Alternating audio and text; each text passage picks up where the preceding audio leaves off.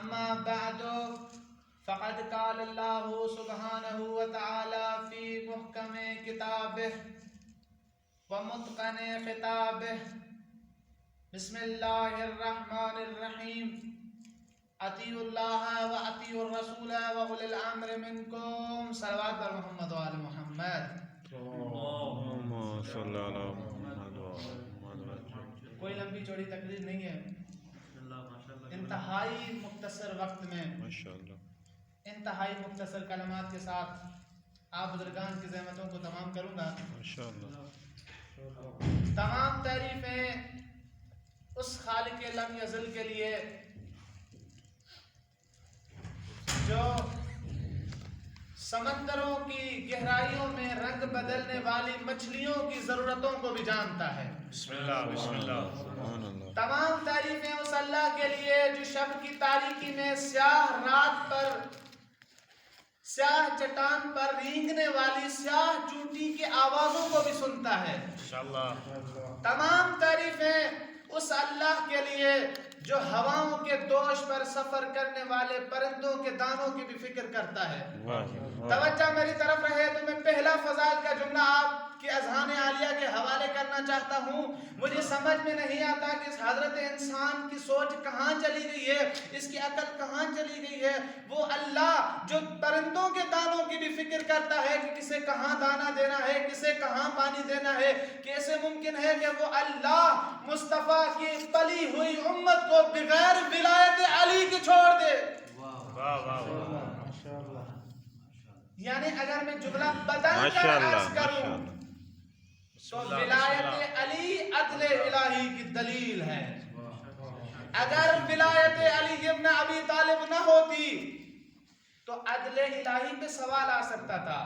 عدل الہی پہ لوگ سوال کر سکتے ہیں کہ بابا وہ اللہ جسے پرندوں کے دانوں کی تو فکر ہے، وہ اللہ جو مچھلیوں کی بھی ضرورتوں کو جانتا ہے، کیسے ممکن ہو سکتا ہے کہ وہ اللہ اس بندوں کو چھوڑ دے بغیر ہادی کے جن کو خود اللہ نے اشرف المخلوقات بنایا ہے. ماشاءاللہ.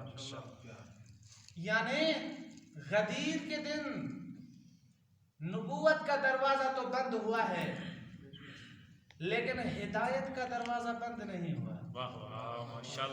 غدیر کے دن نبوت کا دروازہ ختم ہوا ہے لیکن ہدایت کا دروازہ غدیر کے بعد آغاز ہوا ہے. اللہ نے کسی بھی زمانے میں کسی بھی قوم کو ہادی کے بغیر نہیں چھوڑا.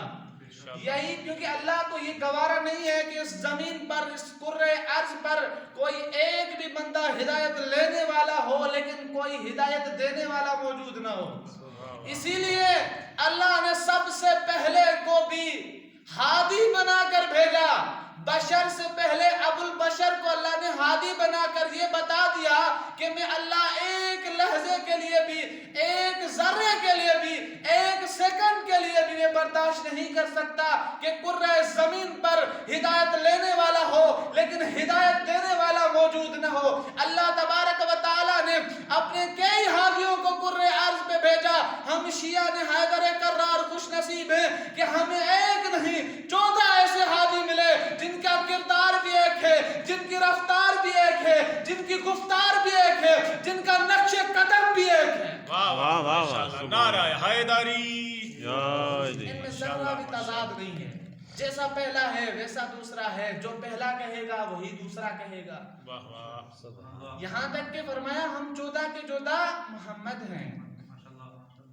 14 کے 14 محمد یعنی ہمارا کردار ہے کہ جس آیت مجیدہ کا میں نے جس آیت مجیدہ کی آپ بزرگان کے سامنے تلاوت کرنے کا شرف حاصل کیا ہے، صلوات میں محمد آیت مجیدہ کی تلاوت کا میں نے شرف حاصل کیا ہے. اللہ تبارک و تعالیٰ اس آیت میں ارشاد فرماتا ہے یا ایھا الذین آمنو. یعنی اس آیت میں خلاق اکبر نے خطاب جن لوگوں سے کیا ہے وہ عام بندے نہیں ہیں بلکہ مومن ہیں.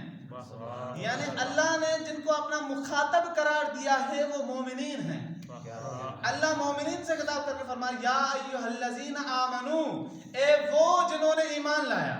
اب جو ایمان لائے ان کو مومن کہتے ہیں، اور مومن اس کو کہتے ہیں جو امیر المومنین علی ابن ابی طالب کی ولایت